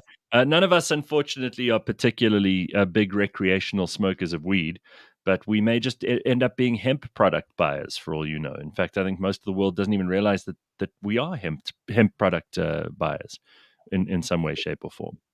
Exactly. We'll all become users in the end, but maybe, probably not in the smoking form. I love it. Thanks so much, Pierre. Good to see Thank you. Thanks for having me. Bye-bye. Very good. Pierre van der Hoven. It's cool stuff, huh? There's a lot of new industries that are making their way onto the scene. This is not so new. I mean, we've been talking about this for maybe 3 years or so, since they started to open up a little bit more and more to the idea of it. But I think it's great. The more the merrier. So interesting. I can't imagine how frustrating it must be, especially listening to the hemp side of things, not being able to grow marijuana for the purposes of hemp, and having to import hemp from other countries when we're so perfectly capable of growing it ourselves. It's ridiculous. Kind of silly. The opportunity that lies here. Wow. Apparently, just to go to COVID for a little bit, apparently in America, Krispy Kreme donuts are going to give people free donuts all year long if you've got a COVID-19 vaccination card. I think this is a terrible idea. Well, what? Because they're donuts? Yes, because... Like if it was carrots, it might be better. Well, I mean, listen, we've been talking on the show about how obesity is one of the comorbidities for COVID. And just because you've gone and got your vaccination doesn't mean that you aren't detrimentally affecting your health by eating tons and tons of donuts. And remember, this is free donuts. The problem here is, like, free donuts for the year. I think that's just an invitation to disaster for a bunch of people who already the price isn't really a factor when they come to buying. I think to be clear, it's one free original glazed daily. Oh my God. No. This is there's no one that can lose weight or be healthy having a donut a day, surely. No way. Donut have got to be. Even I, as a person, I know how good those donuts are, those Krispy Kremes. I've had them before. We've actually had clients of ours, right? And they are really magic. But let me tell you something. I know straight away when I look at a donut, I'm like, I just know that's not good for me. Pop it in the microwave. Besides 13 seconds. Besides being deep fried, it's also obviously laden in sugar. Yeah. But I mean, look. Let's take away the fact that it's Krispy Kreme donuts. If it was some other product, maybe if it was, at Kauai, you can have an immune booster shot every day. Then that would be more acceptable. I wonder if any other companies or any companies in South Africa would be as brazen enough to do something like this. I doubt it. Well, as you say, like, let's have something healthy. Let's encourage people to not get worse, but to try and get better. That would be a very good idea. But look, well done to Krispy Kreme for trying to reward people for being socially responsible and getting their shot and helping with herd immunity and all the rest of it. But your product is not particularly a good idea for people who already are dealing with health issues. And if you're getting one donut a day, that's a hell of a lot of donuts. That's a lot of extra kilos by the end of the year. Know what I mean? Yeah. Oof. I mean, I suppose they probably sat down and thought, okay, how's this going to work out financially for us? What if this amount of people came every day? But they probably thought people might not come every day. Yeah. No, I totally agree.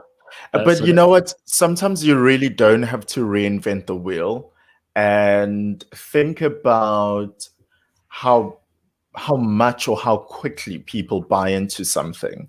The example that I'm thinking of is Global Citizen. How when people were just dying to see Ed Sheeran or Usher or Beyonce, everyone became a community service advocate, and they were tweeting up a storm because that would rake up points, or they would go out and help their communities because you could get points, and that's how you went into the draw for the tickets. So something like this, believe you me, there are some people who probably don't even walk anymore and who commute using those, what are they? It's not a wheelchair, but it's like those old school, like a Zimmer frame. yeah, a motorized one though. Oh, those ones. Are- Yeah, because of how chunky they are. Who'll use this as motivation. Even just Joe Soap, me, I would even use this as motivation now. So good going for them. Yeah, please let's not give donuts to people who already have. There's some good news. I know that a lot of us are big fans of a show called Sex Education. They're filming season 3 at the moment. In fact, a Lad Bible reporting this morning that Sex Education season 3 has finished filming, so that'll be available soon. Starring, of course, someone who's just like Sia Sangweni, Finn. Yes, I still haven't gotten into it. I don't know if I'm missing out. Yeah, you're missing out. Yeah, you are missing out. It is such a great show.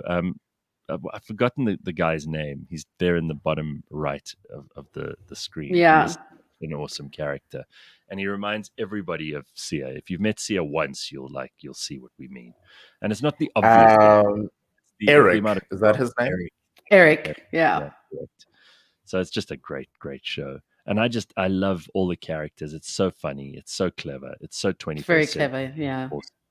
So it's well written, and my favorite character in the whole thing is probably Gillian Anderson, who plays. Yes, mine too. Oh, she's awesome. She's just so. Isn't cool. she? I didn't. I mean, I never ever saw her, Gillian Anderson, throughout the years as incredibly attractive, but in this, she really is. She's just so. Maybe it's her whole attitude as the sex therapist in this show that makes it interesting. But she's got this really kind of forward-thinking, very cool, calm, and collected, very laid-back, uncontroversial approach to sex, and maybe that's part of it. But she looks really good too. That's got to be said. Yeah. So, yeah. Sex Education season 3 coming out. And do you know what I saw? Someone posted a Facebook clip over the weekend of Moira from Schitt's Creek, and it suddenly made me think I've got to get back into that because I fell off that wagon somewhere in, somewhere in season I watched the whole thing in as part of a binge. I'd never seen it before. Yeah. No, it's a great show. I mean, amazing. It is a terrific show. So if you're looking for TV shows to watch, those two sound like good options at the moment. Then just to quickly refer to something that came up on social media as well over the weekend, and someone sent this to me. Have you noticed that Oprah in the Meghan interview looks a lot like Samuel L. Jackson with a wig on? Now, I know this is upsetting. Come on now. Yeah. Just look at that. Tell me you don't think that. I mean. No, but that photo of Oprah is doctored, obviously. Of course it's doctored. It's the Samuel L. Jackson. But that's, if you look at it, because of the glasses, I've got to tell you, I mean, I even joked on my TV show about Oprah's, Tina Turner wig from the 80s and her Elton John glasses.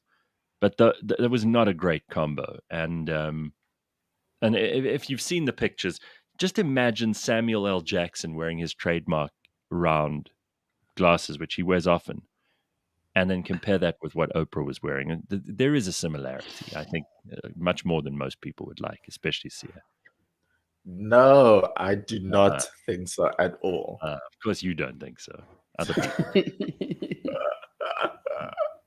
No, I prefer my Oprah through the ages. This weekend, Okay. I got stuck in my Oprah from the early 2000s because I rewatched her interview with Tom Cruise. Don't ask me why. It was just one of those rabbit holes that I went into with my Oprah archives. And I still think, what a crackpot we went through with Tom. Tom Cruise is insane. And the fact that Oprah, I think that did more damage to his reputation than any other interview. That's when it all started falling apart. It did. I mean, from that point on, we realized this guy was not all there. He was not okay, right? Somewhere in that interview, everybody who watched was going, "There's something not right about that guy." And up to then, we thought he was this very cool movie star because they managed his reputation so well. You just leave him with Oprah for long enough, and she will bring out the beast. Anyway, I saw this about Meghan. I don't want to go on about Meghan Markle, but I thought this might interest some people. This is an article that was in the one of the big British newspapers. All you have to do is spot the logical fallacy in Harry and Meghan's reasoning, as featured in their historic ratings-busting Oprah interview. Number 1, I don't read the tabloids, but they're so unpleasant I had to leave the country. That's a problem. Number 2, the racism in Britain was so bad we've come to the United States. Number 3, for security reasons, it's better to live in a country where everyone has a gun. Yeah. Number 4, as a mere A-list actress on a top-rated show, I was totally unprepared to enter the media spotlight. Yeah. Number 5, we wanted our son to be a royal prince, although royalty is a gilded cage that makes people trapped and unhappy. Number 6, as an American actress and friend of Hollywood celebrities, I did not have the phone number of a therapist. Love that. Number 7, my letter to my father is deeply private. Harry's unanswered phone call to his father should be shared with the world. Number 8, Meghan is not to blame for me leaving the royal family. That's Harry. I couldn't have done it without her. Yep.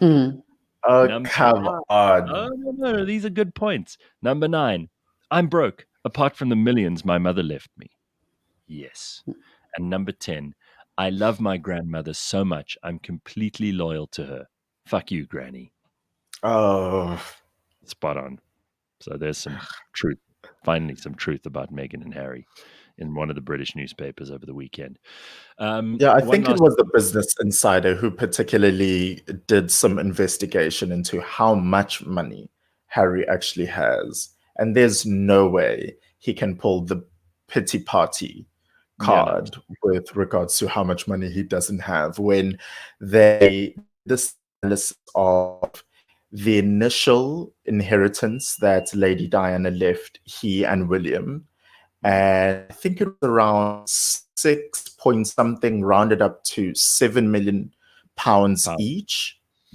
And because it was invested well in a wide variety of things, that was easily in the 20 odd million pounds. And then when the Queen Mother passed away, Harry also got something left in the inheritance. So he cannot pull a, oh, well, you didn't have any money thing. And while we're blaming things, I just want to ask Cyril, please, our president, Cyril Ramaphosa, please can we stop? It's now 26, almost 27 years since the fall of apartheid. Can we stop blaming apartheid for all the stupid things that your government is not taking care of? Like load shedding, for example. This is a story from last week, Eyewitness News. South Africa will overcome load shedding. I nearly said last year. No, this year. Oh, this is 2019. Yeah. SA will overcome load shedding like apartheid. Can we please just stop with apartheid references? Like, it's almost like when people refer to the Holocaust, it doesn't feel like it's a sensible thing to do. And of course, there are still things that we are dealing with from apartheid. I think everyone is aware of them. But if the president keeps using apartheid as an excuse for everything, it's going to eventually undermine his whole story. I don't think it's doing him any good to be doing that. Seriously. Well, Gareth, he's a lot of things, but he's also still a politician at the end of the day. And you need a narrative that suits everything that you say and do. So that still works. Oh, by the way, just on the Harry and Meghan thing quickly, because Sia has just sent me this. A different Sia has sent me this message to say maybe they need a GoFundMe account. Well, they did set up a GoFundMe account. Someone set up a Back a Buddy or GoFundMe or whatever it might have been, and it only managed to gather, I think it was $100 and something. So that didn't work very well. People are not sympathetic enough to give Harry and Meghan all their money. Sorry. Because I highly doubt it came from them. They wouldn't do that. It didn't come from them, but it came from a fan who was trying to give them money. And it didn't gather any. Nobody went, oh, shame, let me give my money to these millionaires. Because it's silly. Someone who did try that over the weekend was Kylie Jenner. And it's so just distasteful, just silly.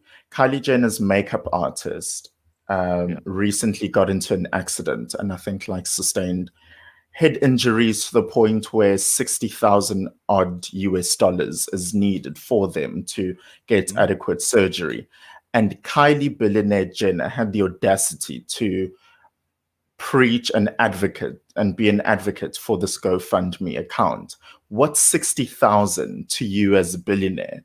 So instead of her coming off as let's just help my makeup artist out, people were like, excuse me, you can easily afford that for your very own makeup artist. We aren't going to get involved in this. And I think that's a rightful reaction. Can we stop thinking that people who start a GoFundMe are the good people here? The people who actually pledge the money and who do give the money, because a lot of people pledge and then they never give. The people who give the money are the real heroes, not the people who start the movement. Where do they get credit? Just for stuff like, Kylie Jenner doing this. I mean, that doesn't make you a hero. You haven't done anything. Unless you're giving your own money. Who cares that you started a GoFundMe for someone else? You're not a good person because of that. Sorry. You don't get any credit. Not from me. Am I being unfair?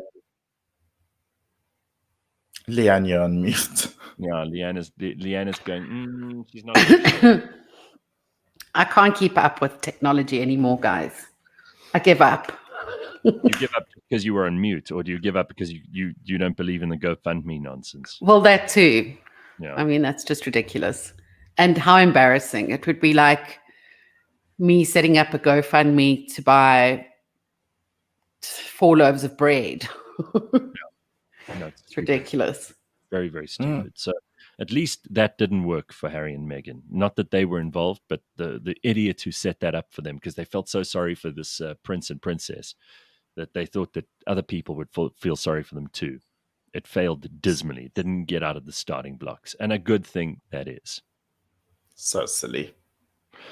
That's all we got time for today, I'm afraid. We will be back tomorrow and through the course of this nice short week. It's only 4 days of work for most of us this week. So tomorrow, Wednesday, we will be back 6 a.m. bright and early. Make sure you don't miss it. cliffcentral.com. Have an awesome day. We will see you tomorrow.